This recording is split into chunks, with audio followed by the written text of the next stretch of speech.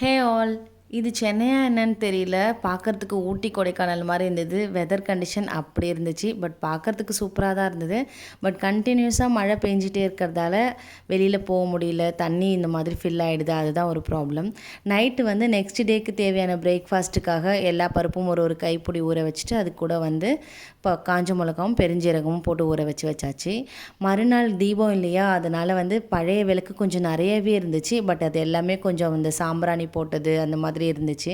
So அதெல்லாமே clean பண்ணிடலான்னு சொல்லிட்டு ஒரு பாத்திரத்தில் நல்லா தண்ணி கொதிக்க வச்சுட்டு 2 ஸ்பூன் வந்து பேக்கிங் சோடா, 1 ஸ்பூன் வந்து சர்ஃப், நம்ம யூஸ் பண்ணுற சர்ஃப் எதா இருந்தாலும் போட்டுக்கலாம். அதுக்கு ஒரு 1 ஸ்பூன் வந்து விம் ஜெல், இதெல்லாம் ஆட் பண்ணிவிட்டு ஒரு 5 மினிட்ஸ் கொதிக்க வச்சுட்டு எடுத்துகிட்டு ஜஸ்ட் கை வச்சு க்ளீன் பண்ணி பார்த்தா சூப்பராக க்ளீன் ஆகிருந்தது. ட்ரை பண்ணி பாருங்கள். அண்ட் புது விளக்கும் கொஞ்சம் வாங்கியிருந்தேன். அது பாப்பா வந்து நெயில் பாலிஷ் வந்து பேக் சைட் போடுறேன் அப்படின்னா, அதனால் அவள்கிட்ட கொடுத்து பண்ண சொல்லிட்டேன். வீடியோ ஃபஸ்ட் டைம் பார்க்குறீங்கன்னா சப்ஸ்கிரைப் பண்ணிக்கோங்க. பாய்.